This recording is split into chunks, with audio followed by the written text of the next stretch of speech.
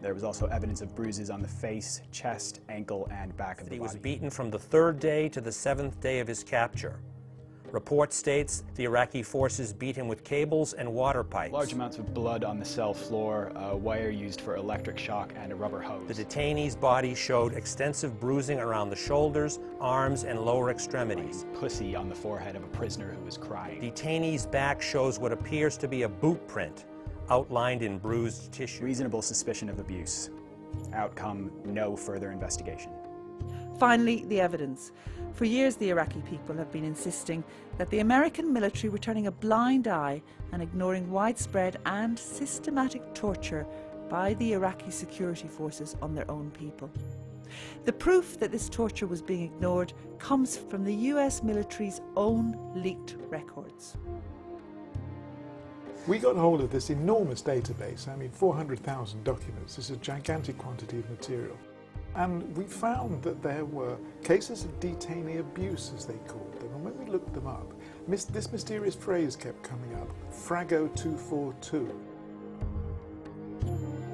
We discovered that frago 242 was an order. It's called a fragmentary order in military jargon, which means a sort of short version of something. And what it said was, when they discovered Iraqis torturing or maltreating other Iraqis, no investigation was necessary.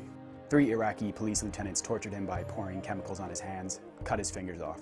The detainees stated that during questioning they were beaten, threatened, and forced into saying they were insurgents. No further investigation.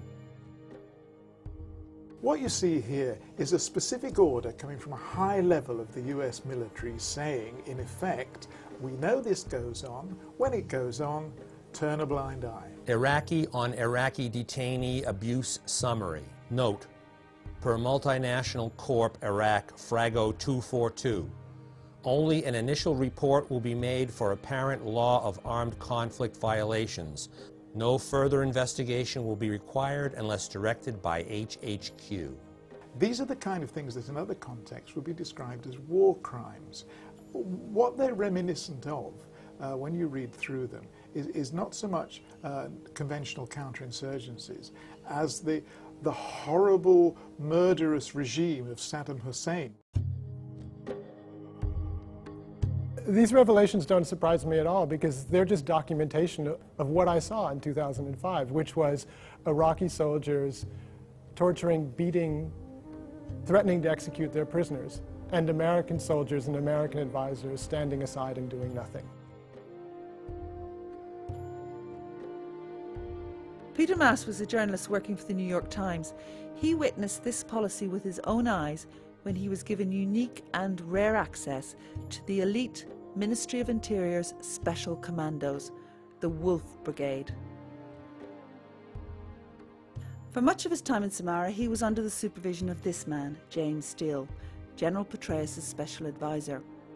A counterinsurgency expert with experience going back to El Salvador, James Steele has been highly decorated throughout his career and has even been awarded the Purple Heart. Petraeus told me that Steele was his man. Steele had entree to everything. One day, Jim Steele said to me, hey, they just captured a Saudi jihadi. Would you like to interview him? Peter Maas accepted the invitation to go to the interrogation center. And we kind of walk into the entrance area, and the first thing that I see is one of the Iraqi guards beating up one of the Iraqi prisoners. And then I'm taken not into the main area, kind of the main hall, although out of the corner of my eye I could see there were a lot of prisoners in there with their hands tied behind their backs. I was taken to a side office where the Saudi was brought in, and there was actually blood dripping down the side of a desk in this office.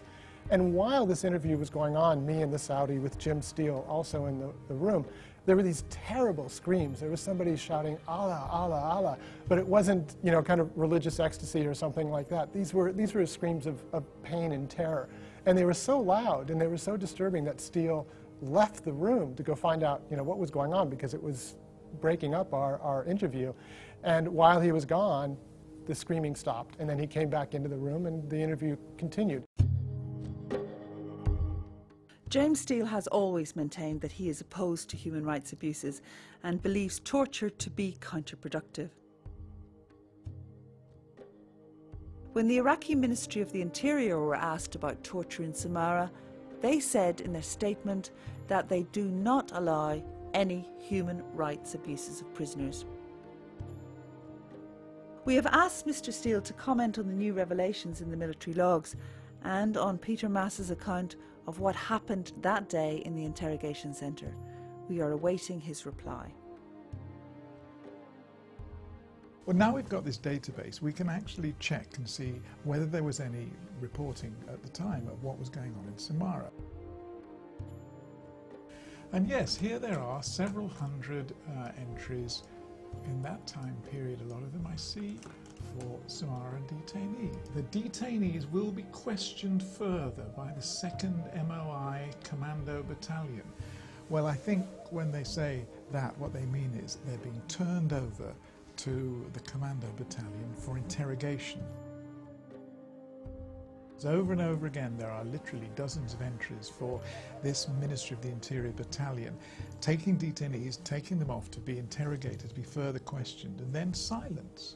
And it doesn't say, oh, but they're being abused or anything, and these are sort of tantalizing hints about what's going on in another room that the Americans writing this don't want to hear anything about. That's the picture that's coming across.